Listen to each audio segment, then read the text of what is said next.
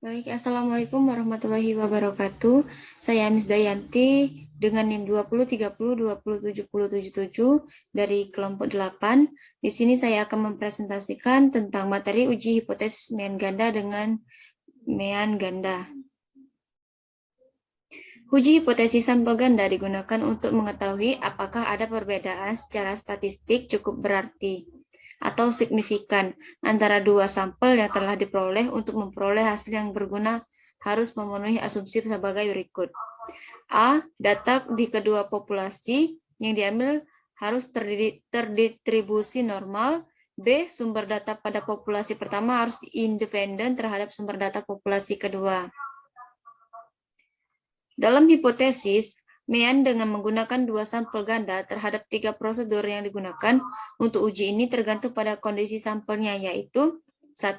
Uji T pasangan untuk populasi saling tergantung. 2. Uji Z untuk populasi yang independen dan jika varian populasi diketahui dan atau kedua sampel ukurannya lebih dari 30. Yang ketiga, uji T sampel ukuran kecil untuk populasi yang independen. Jika F ujinya menunjukkan Tok 1 pangkat 2 tidak sama dengan Tok 2 pangkat 2. A. Uji T pasangan untuk populasi saling tergantung atau dependent population. Prosedurnya yang pertama, pernyataan hipotesis 0 dan hipotesis alternatif. H0 sama dengan mu D sama dengan 0. H1 mu D tidak sama dengan 0, itu untuk uji dua ujung. Mu D lebih dari 0 untuk uji satu ujung. Yang kedua, pemilihan tingkat kepentingan atau alfa. Yang ketiga, penentuan distribusi pengujian. Distribusi yang digunakan adalah distribusi T. Yang keempat, pendefinisian daerah-daerah penolakan atau kritis. Dalam distribusi T, derajat kebebasan bisa diartikan dengan DF sama dengan V sama dengan N dikurang 1, di mana N adalah banyaknya data. Yang kelima, pernyataan aturan keputusan. Lalu yang keenam, ada penghitungan uji rasio. Dengan rumus T hitung sama dengan D bar dikurang mu D per SD akar N. Lalu yang ketujuh, pengambilan keputusan secara statistik. Baik, langsung saja ke contoh soal yang pertama, yaitu ada seorang insinyur akan mengevaluasi program baru dan untuk menjalankan sebuah prosedur pengelolaan basis data atau database. Jika dalam program baru tersebut terdapat penghematan waktu daripada program saat ini, maka ia akan merekomendasikan perusahaan tersebut dengan program baru. Suatu sampel yang terdiri dari 8 operator diambil dan kemudian dalam waktu X jam untuk menyelesaikan pengelolaan data dicatat. Ke-8 operator yang sama dilatih menggunakan program baru sampai mahir. Kemudian, waktu yang diperlukan untuk menyelesaikan pekerjaan yang sama dicatat seperti yang ditunjukkan pada tabel berikut ini. Baik, untuk menyelesaikan soal ini ada beberapa prosedur. Yang pertama, pernyataan hipotesis 0 dan hipotesis alternatif, yaitu H0 mu D sama dengan 0, H1 mu D tidak sama dengan 0. Lalu yang kedua, pernyataan tingkat kepentingan atau alfa. Alfanya ini sudah menjadi ketentuan yaitu 0,05. Lalu yang ketiga, penentuan distribusi pengujian. Distribusi yang digunakan adalah distribusi T. Yang keempat, ada pendefinisian daerah-daerah penolakan atau kritis dalam distribusi T. Derajat kebebasannya V sama dengan N-nya ini ada 8, maka 8 dikurang 1 berarti 7. Untuk pendefinisian daerah penolakan kritisnya, derajat kebebasannya adalah 7. Untuk pendefinisian daerah penolakan atau kritis, alfanya tadi sudah diketahui bahwa 0,05. Maka yang diuji dua ujung, maka dibagi 2. 0,05 dibagi 2 sama dengan 0,025. Selanjutnya ada pernyataan aturan keputusan. Yang keenam ada penghitungan uji rasio dengan rumus T hitung sama dengan D bar min mu D per SD akar N. Lalu yang ketujuh ada pengambilan keputusan secara statistik. Oke, untuk menyelesaikan perhitungan uji rasio, kita melakukan beberapa cara, yaitu dengan cara mengcopy ini tabel yang telah diketahui. Di dalam rumus kita harus mencari D-bar. Untuk mencari D-nya, kita membuat tabel tambahan terlebih dahulu. D. Untuk mencari D ini kita menggunakan rumus sama dengan program baru atau bisa diinisialkan menjadi X1. X1 dikurang program lama atau diistilahkan sebagai X2. Enter. Hasilnya adalah 5. Lalu selanjutnya kita blok. Sudah didapatkan hasilnya. Oke, kita kasih tabel terlebih dahulu. Oke.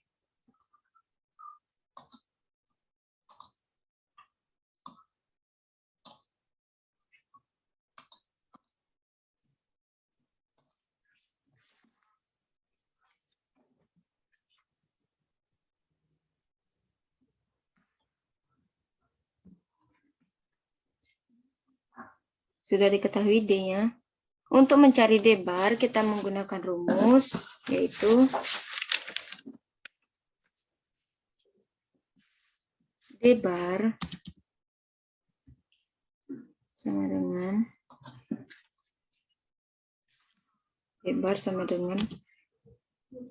effort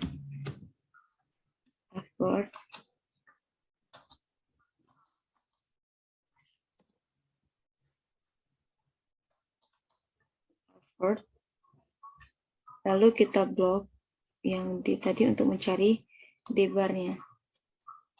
Enter. Nah, sudah didapatkan hasilnya yaitu 2.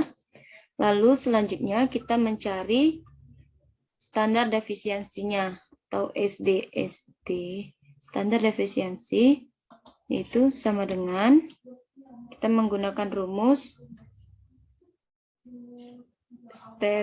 STDEF yang ujungnya ada S. Lalu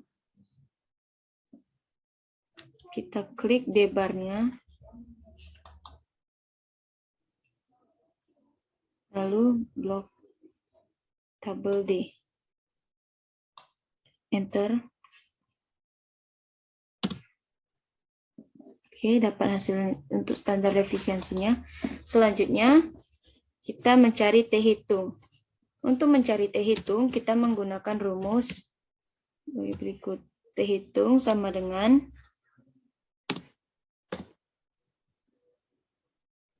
D-bar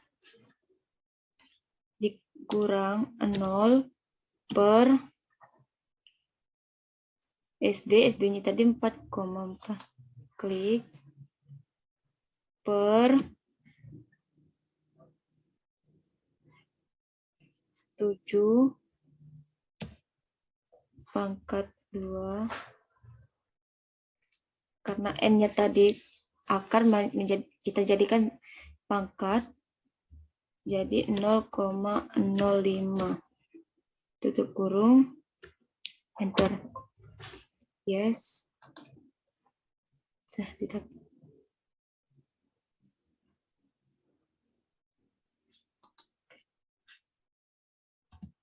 Kita ulang kembali. T hitung sama dengan buka kurung D-bar dikurang 0 tutup kurung per buka kurung rumus SD sudah diketahui per N-nya tadi ada 8 pangkat 2 7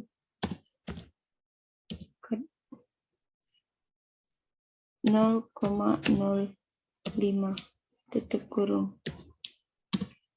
Dah.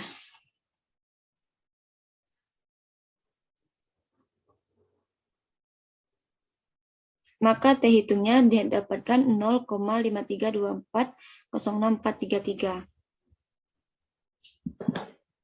Oke, selanjutnya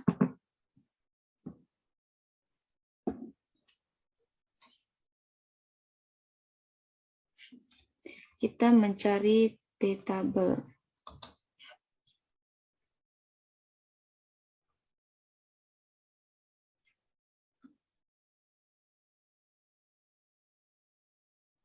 T-tabel sama dengan TINV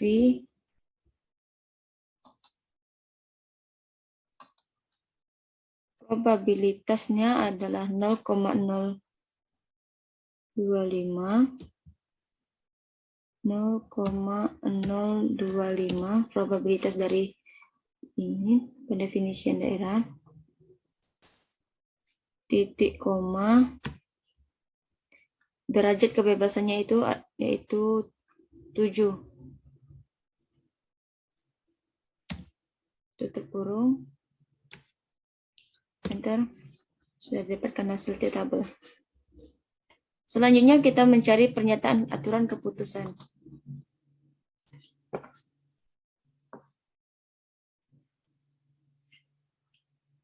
Pernyataan aturan keputusan, tolak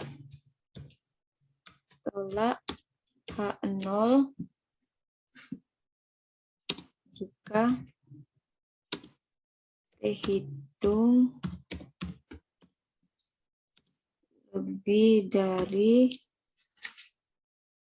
2,84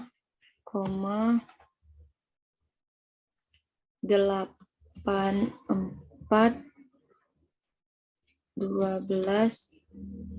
442 49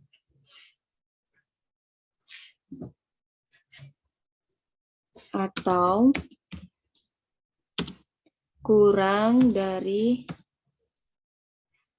2,84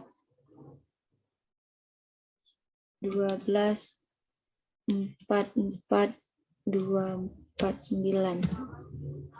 Lalu selanjutnya terima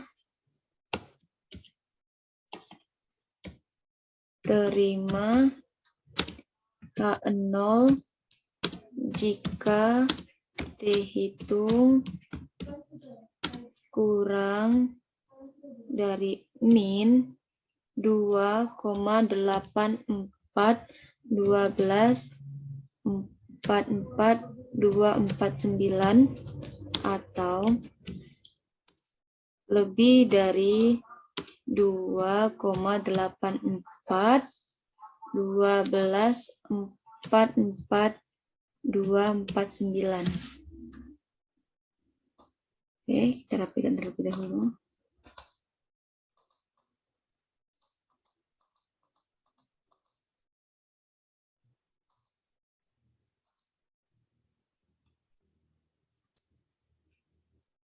Selanjutnya, karena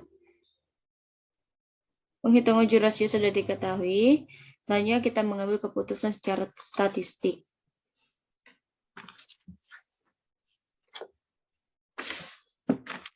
Pengambilan keputusan secara statistik yaitu karena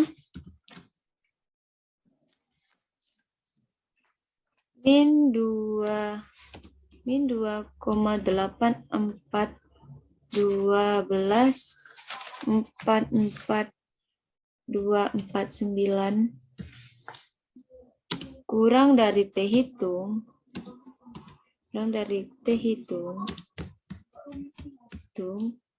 atau kurang dari 2,84 12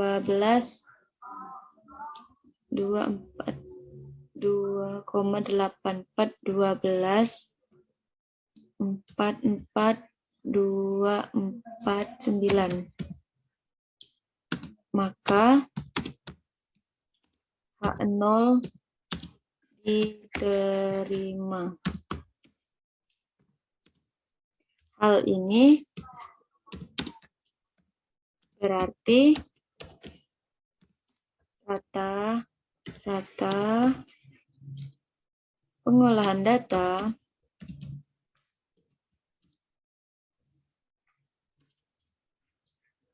dengan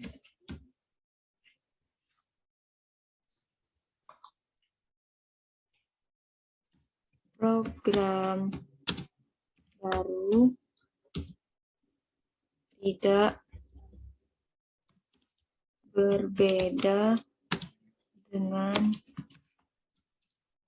program lama.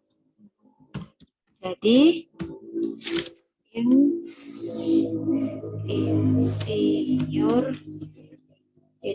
insinyur tersebut bisa merekomendasikan untuk tidak menggunakan program baru kepada perusahaannya.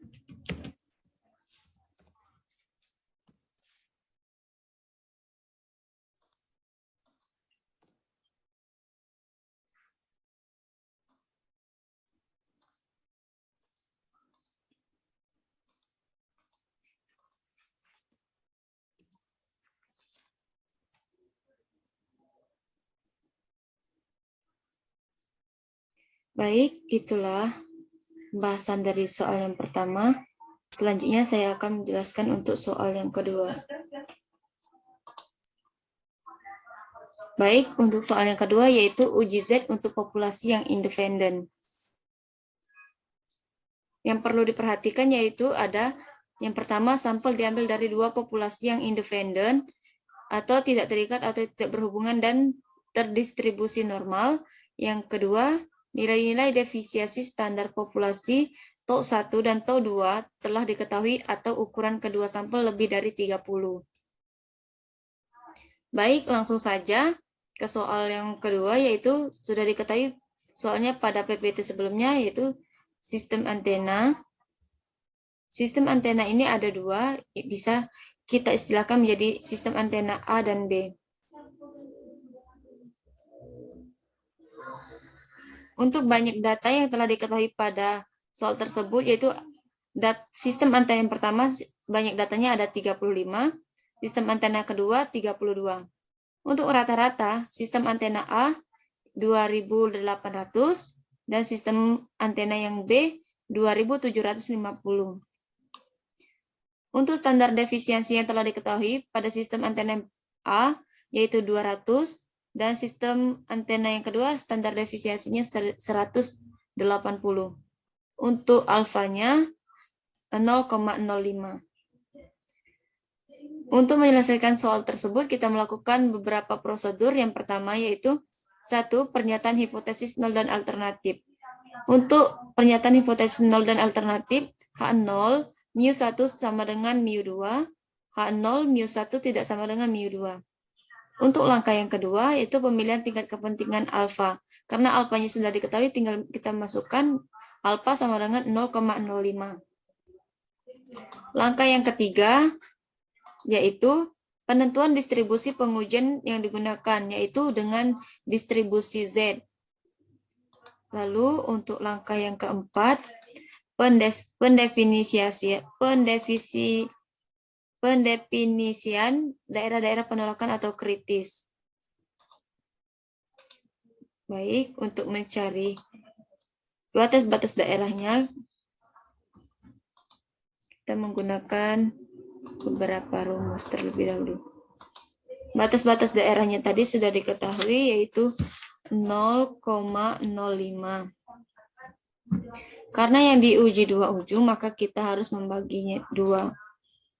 0,05 sama dengan 0,5 per 2 sama dengan selanjutnya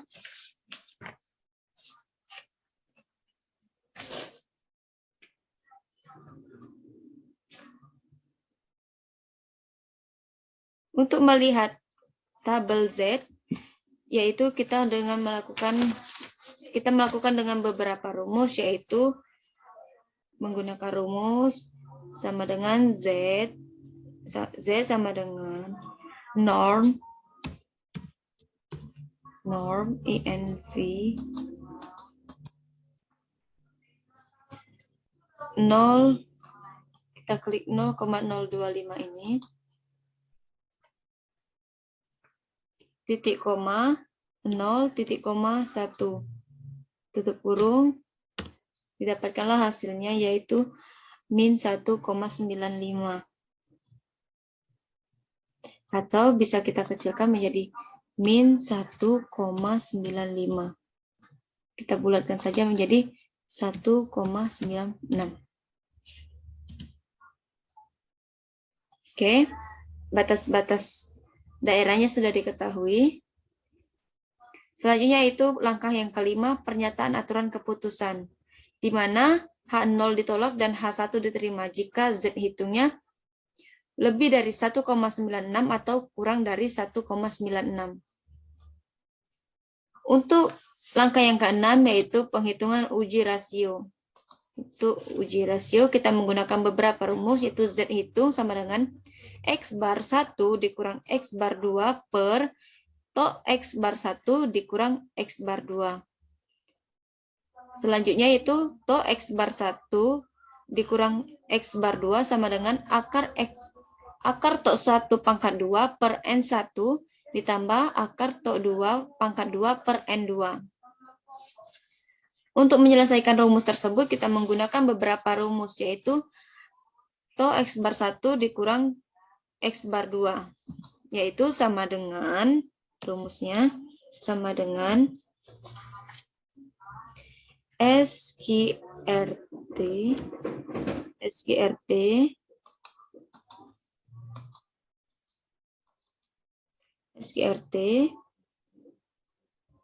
selanjutnya standar efisiensi yang pertama yaitu 200 klik pangkat 2, karena akar kita pangkatkan menjadi 2 per N1, klik N1-nya. N1-nya itu 35 ditambah plus defisiasi yang kedua, karena akar kita pangkatkan menjadi 2 lagi, pangkat 2 per N2, N2-nya yaitu 32, klik yang di tabel 32, tutup kurung, enter. Maka didapatkanlah hasilnya 46,42562409. Untuk mencari rasionya, kita menggunakan rumus sebagai berikut, yaitu sama dengan klik rata-rata yang pertama, yaitu 2.800, oke, dikurang rata-rata yang kedua, yaitu 2.750, per klik yang ini, karena to X bar 1 dan X bar 2 sudah diketahui, maka kita klik langsung saja, klik, tutup kurung, enter. Yes.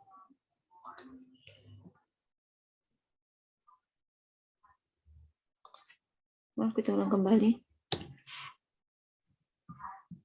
Untuk mencari RU atau rasio uji sama dengan buka kurung rata-rata pertama dikurang rata-rata kedua per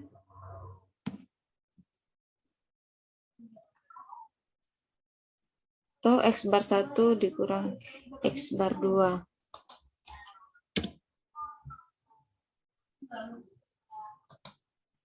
Ya.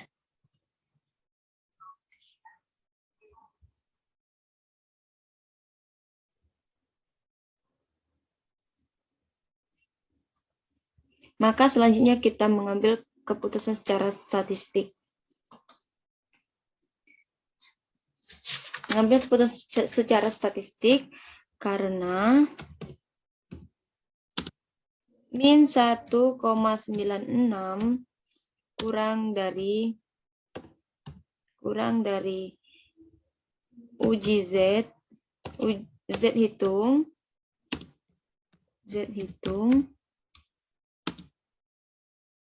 plus 1,96, maka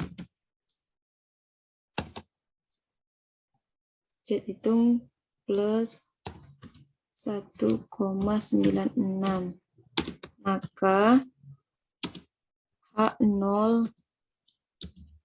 diterima.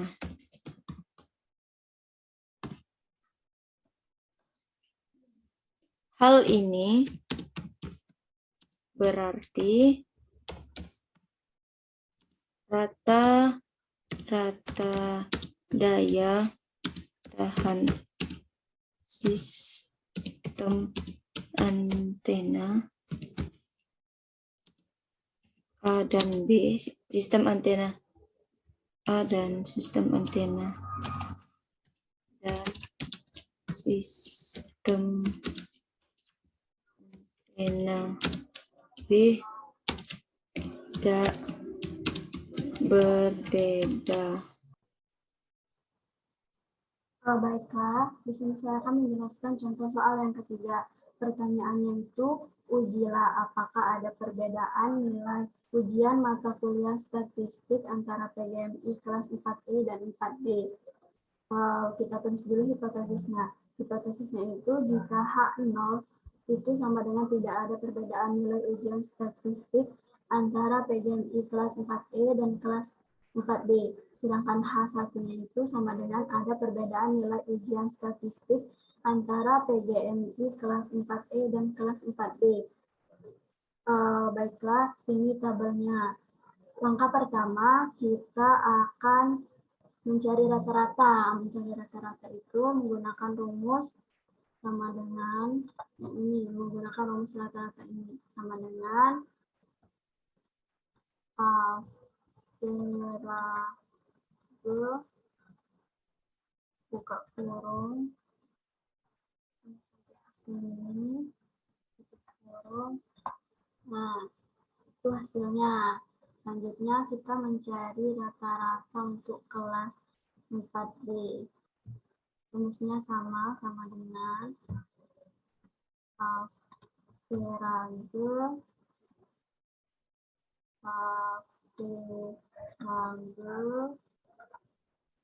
kurung mulai dari sini sampai ke sini tutup kurung. Itu hasilnya 64,66.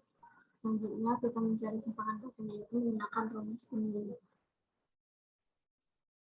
sama dengan STBER buka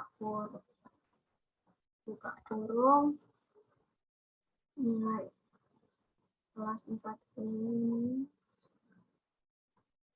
ini tutup kurung. Hasilnya 11,24. Selanjutnya kita mencari simpangan baku untuk nilai kelas 4B.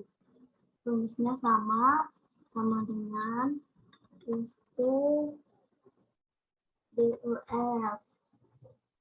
buka kurung ini sampai ke salah tutup kurung. Hasilnya 18,86. Kita mencari variannya menggunakan rumus ini sama dengan var buka kurung nilai ini sampai ke sini. Enter. Hasilnya itu.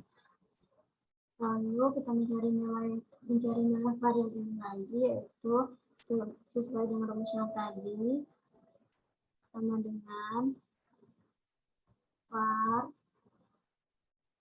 buka kurung nilai ini sampai ke sini tutup kurung. 28 ini didapatkan dari N1 plus N2 dikurang 2. N1 itu jumlah seluruh nilai kelas 4 yaitu ada 15, berarti 15 ditambah 15 dikurang 2 itu hasilnya 28. Selanjutnya kita mencari selisih rata-rata. Selisih rata-rata ini didapat dari menggunakan rumus sama dengan ini dikurang ini. Salah. Kita coba lagi ya. Sama dengan buka kurung nilai ini dikurang nilai ini kurung. Bentar. Sama dengan kurung nilai ini tutup kurung dikurang buka kurung nilai ini tutup kurung.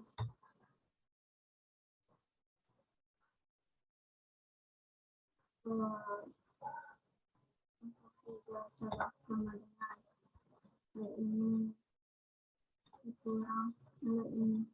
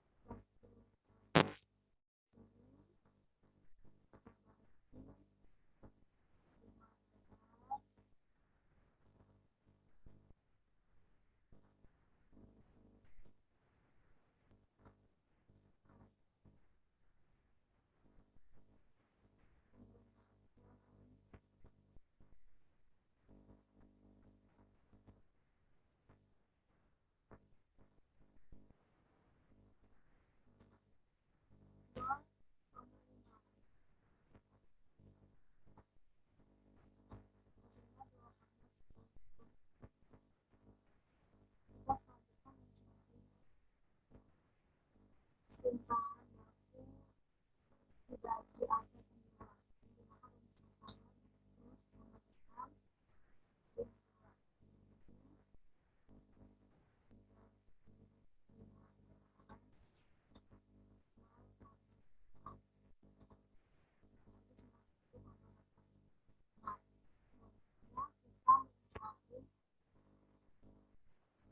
masukkan rumus selanjutnya, X bar 1 dengan X bar buat akar S1 pangkat 2 per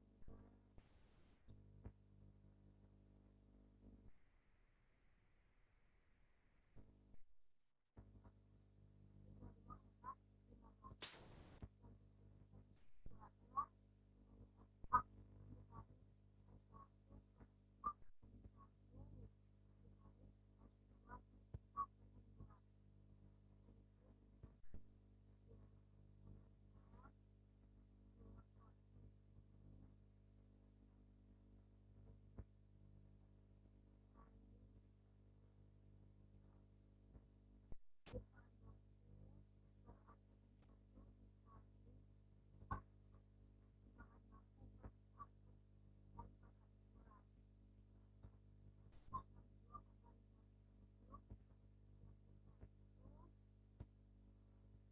satu per akar N1 dengan X2 akar N2 akar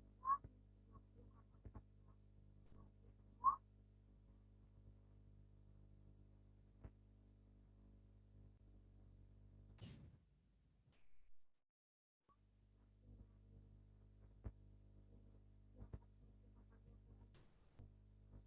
mencari S1 akar 2 dibagi N1 plus X2 akar 2 dibagi N2 ini perbedaan ini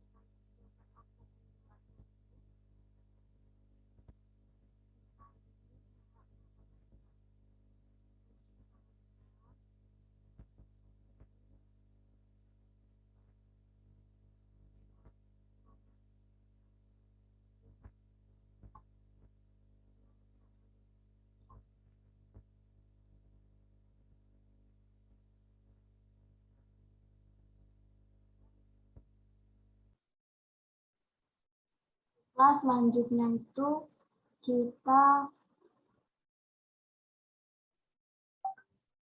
baiklah selanjutnya itu kita mengakarkan S1 pangkat 2 per N2 plus S2 pangkat 2 per N2 dikurang 2R dikali S1 per akar N1 dikali S1 per akar N2.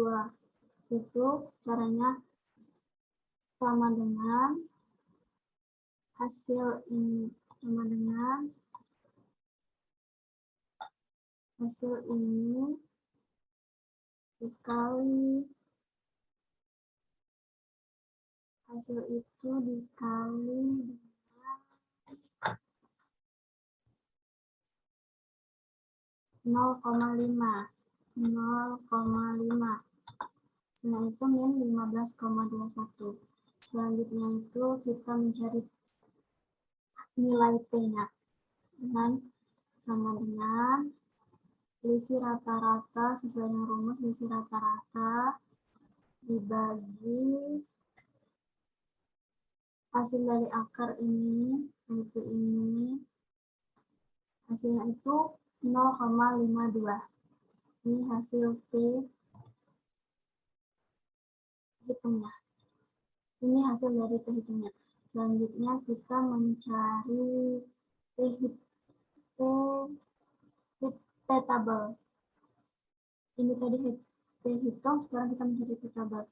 Dan sama dengan Kita cari statistik yang di sini, rumus statistik, terus TINF, oke, terus ini 0,05. Ini 15. Hasilnya itu min 1,75. Ini T hitungnya. Baiklah, sesuai dengan kriteria yang ada di sini, apabila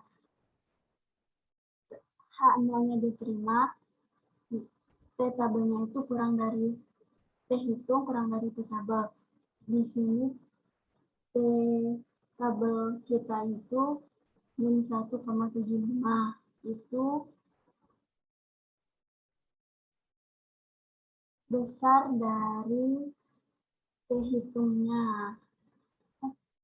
Kurang besar dari ya. Besar dari T hitungnya, besar dari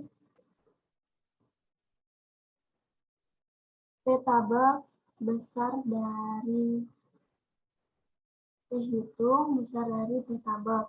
Berarti ini H0-nya ditolak. Mungkin itu saja yang bisa saya sampaikan.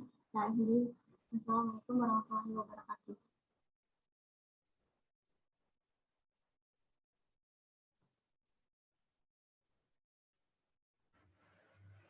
Baiklah, di sini saya akan menjelaskan materi tentang uji T sampel ukuran kecil untuk populasi yang independen jika F ujinya menunjukkan TOK 1 pangkat 2 tidak sama dengan TOK 2 pangkat 2. Nah, di sini telah ada soal, yaitu soalnya agen persewaan genset mengatakan kepada sebuah perusahaan yang berminat menyewa sejumlah unit genset bahwa rata-rata biaya sewa genset berdaya 20 kWh. Sama saja di sektor A dan B di kota tersebut. Untuk menguji klaim tersebut, perusahaan tersebut memilih secara random sampel dari beberapa tempat persewaan genset di masing-masing sektor dan mendapatkan data sebagai berikut. Di sektor A dengan B, data diperoleh rata-rata biaya sewa sebuah genset sebesar Rp350.000 dan deviasi standarnya atau sampel itu sebesar Rp42.000. Sedangkan di kota B dengan data diperoleh rata-rata biaya sewa sebuah genset itu sebesar Rp340.000 dan deviasi standarnya atau sampel itu sebesar Rp32.000. Apa yang bisa disimpulkan atas klaim tersebut dengan tingkat kepentingan 0,05. Jadi ada 7 langkah yang harus kita lakukan. Yang pertama yaitu uji F data variance, itu kita harus mengetahui hipotesisnya terlebih dahulu. Untuk hipotesisnya sendiri yaitu H0 itu sama dengan TOK 1 pangkat 2 sama dengan TOK 2 pangkat 2. Nah, untuk H1-nya itu sama dengan TOK 1 pangkat 2 itu tidak sama dengan TOK 2 pangkat 2. Untuk H1-nya itu untuk menguji uji dua ujung. Nah, langkah selanjutnya yang kedua yaitu kita menentukan alfanya. Alfanya sendiri yaitu sebesar 0,05 yang didapatkan dari tingkat kepentingan yang dibutuhkan oleh agen persewaan genset. Nah, yang ketiga itu kita menentukan karena varian sampel A lebih besar dari sampel B, maka kita tuliskan N1 sama dengan NA sama dengan 8. Dan N2-nya itu sama dengan NB sama dengan 10. Maka derajat kebebasan untuk pembilangnya itu adalah DF1 sama dengan V1 sama dengan N1 sama dengan 1 dikurang 1 sama dengan 8 dikurang 1 sama dengan 7. Dan untuk DF2-nya yaitu F2 sama dengan N2 dikurang 1. Nah, untuk N2-nya itu yaitu sebesar 10 dan dikurang dengan 1 maka didapatkan hasil yaitu 9. Nah, langkah selanjutnya atau yang keempat yaitu kita menentukan batas-batas daerah penolakan. Batas daerah penolakannya yaitu alfa sama dengan 0,05. Nah, untuk alfa itu rumusnya alfa dibagi 2 sama dengan 0,025. Dari tabel F, maka kita dapatkan F 0,025,7,9 itu terdapat pada itu mendapatkan hasil yaitu 4,19. Nah, langkah selanjutnya yaitu aturan keputusan. Pada aturan keputusan ini, jika tolak HO dan terima HI, jika RUF-nya itu lebih besar dari 4,19. Langkah selanjutnya yaitu rasio uji. RUF sama dengan F hitung sama dengan S1 pangkat 2 per S2 pangkat 2. Nah, untuk S1-nya sendiri itu kita dapatkan nilai sebesar 42.000 pangkat 2. Nah, untuk S2-nya sendiri yaitu kita dapatkan nilai 32.000 pangkat 2.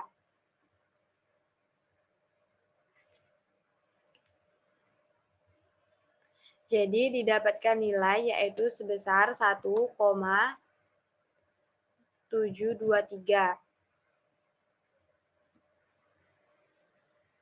Setelah melakukan rasio uji, maka langkah yang terakhir itu yaitu pengambilan keputusan. Nah, karena RUF-nya itu lebih besar dari 4,19, maka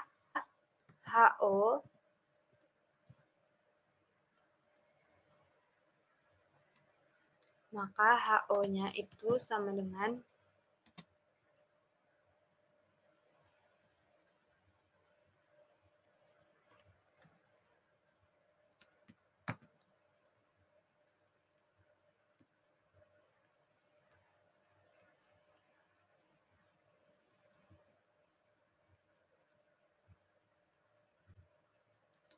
Tok 1 yaitu Tok 1 pangkat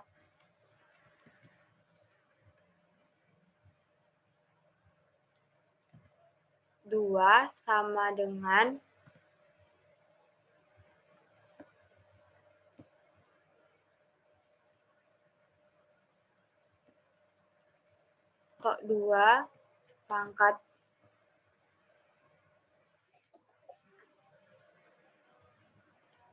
Tok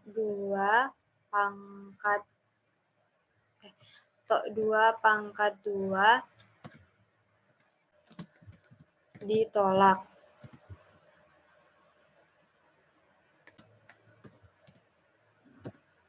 Jadi, hal ini berarti H1-nya sama dengan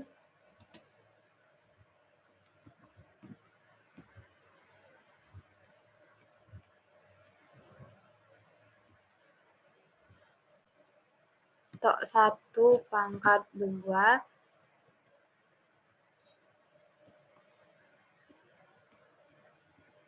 itu tidak sama dengan Tok 2 pangkat 2.